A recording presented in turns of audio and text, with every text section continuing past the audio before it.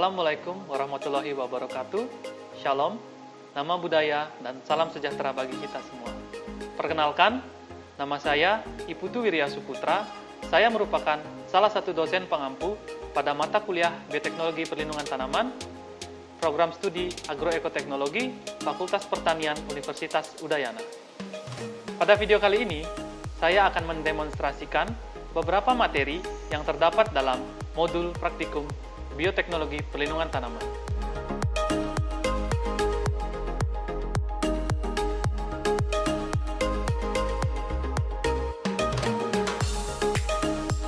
Pada kesempatan kali ini, kita akan membahas 3 materi pokok. Yang pertama adalah pembuatan media, kemudian dilanjutkan dengan isolasi mikroba patogen yang ditemukan pada tanaman bergejala, dan yang terakhir adalah teknik identifikasi molekuler dengan PCR dan elektroforesis. Untuk membuat media, pertama-tama kita harus siapkan bahan-bahan yang diperlukan. Dan untuk membuat 1 liter media, bahan yang diperlukan adalah sebanyak 200 gram kentang yang sudah dikupas dan dipotong-potong, kemudian timbang 15 gram agar, dilanjutkan dengan menimbang sebanyak 20 gram gula, dan yang terakhir adalah sejumlah 1 liter air.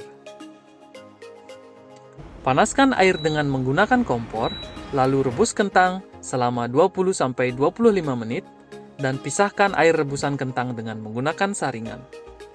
Kemudian, masukkan bahan-bahan yang sudah disiapkan sebelumnya ke dalam air rebusan kentang.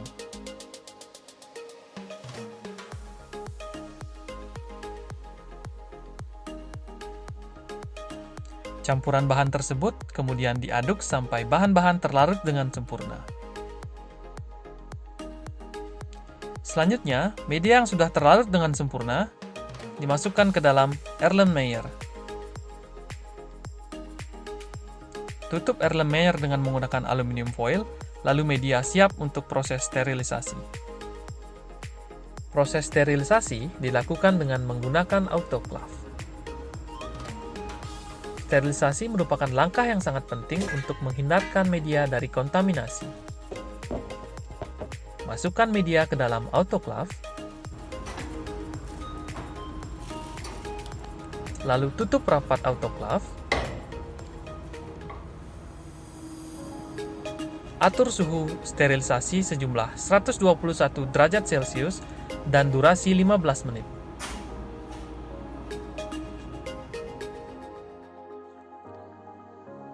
Setelah media sudah selesai disiapkan, kegiatan berikutnya adalah mengisolasi mikroba patogen dari bagian-bagian tanaman yang menunjukkan gejala. Pada praktikum kali ini, kita menggunakan 3 organ tanaman yang berbeda. Yang pertama adalah akar tanaman cabai yang menunjukkan gejala busuk, buah cabai yang menunjukkan gejala busuk, kemudian daun tanaman cabai yang menunjukkan gejala nekrosis. Pertama-tama, sampel tanaman yang menunjukkan gejala dicuci dengan air yang mengalir.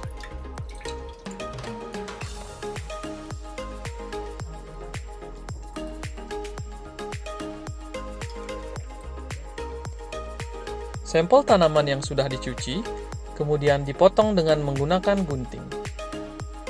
Usahakan memotong sampel di antara bagian yang menunjukkan gejala dengan bagian yang masih sehat.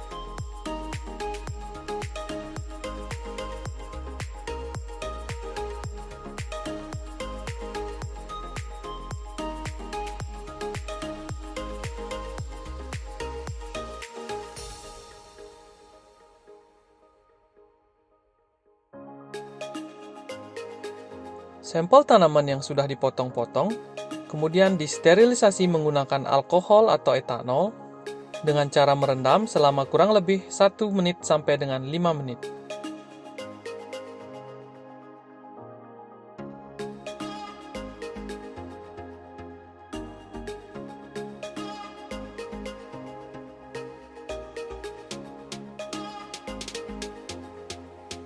Sampel tanaman yang sudah disterilisasi kemudian dicuci menggunakan aqua desteril dan dikeringkan dengan menggunakan tisu.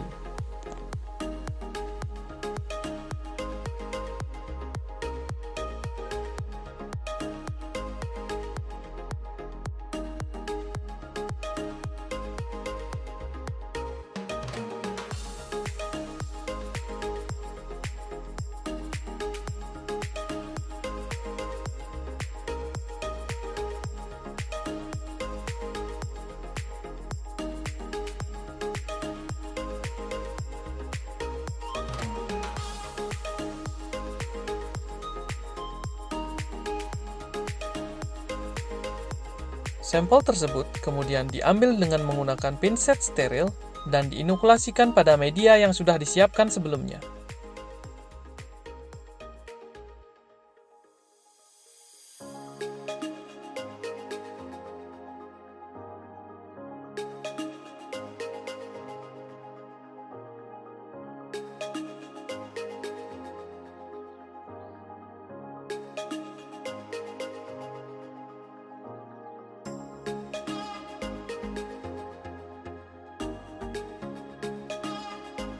Untuk proses inkubasi, sampel tersebut dimasukkan ke dalam inkubator dengan suhu 25-28 derajat Celcius.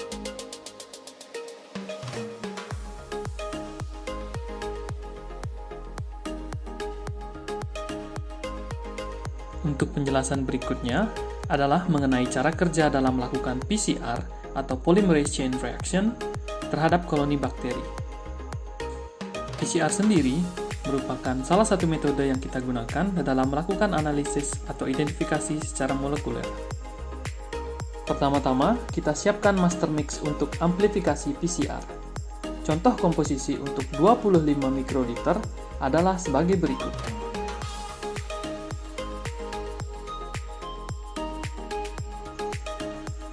Selanjutnya, campurkan bahan-bahan sesuai dengan volume yang ditentukan ke dalam satu tabung yang sama.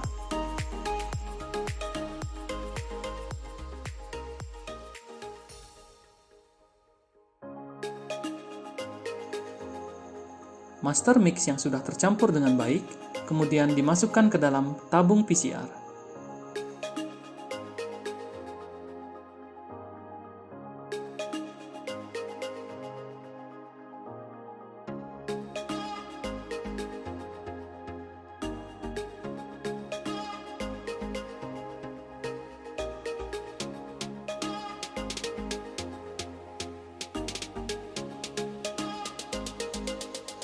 Siapkan koloni bakteri yang akan diuji. Kemudian, menggunakan ujung dari mikropipet, kita pindahkan bakteri dari koloni yang kita kehendaki ke dalam tabung PCR.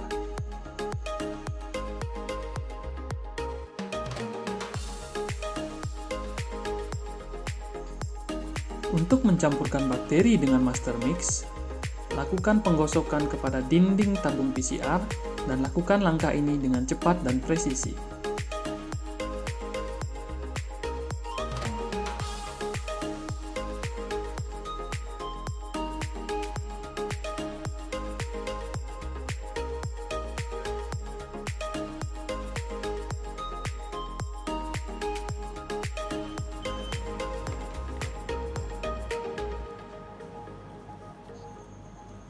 Sampel yang kita miliki, kemudian kita masukkan ke dalam mesin PCR. Tutup mesin PCR, lalu lakukan pengaturan terhadap program PCR yang kita inginkan sesuai dengan sampel dan bahan yang kita gunakan.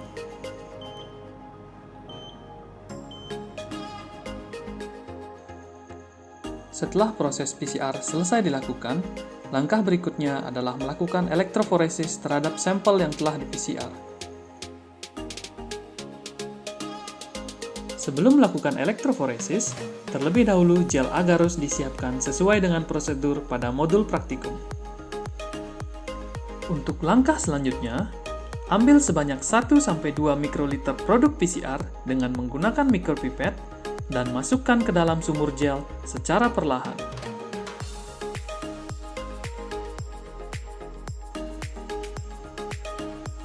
Dengan cara yang sama, masukkan pula DNA marker untuk mengukur panjang DNA pada sampel.